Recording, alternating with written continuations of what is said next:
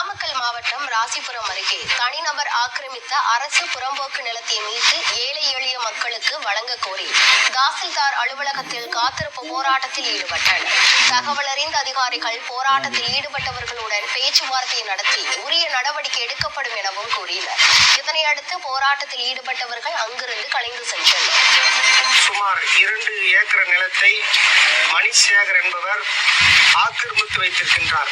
இது அரசு புறம்போக்கு நிலத்தை மீட்க கோரி கடந்த 6ஆம் தேதி வட்டாட்சியரிடமும் மாவட்ட ஆட்சியரும் மனு கொடுத்தும் இதுவரை நடவடிக்கை இல்லை.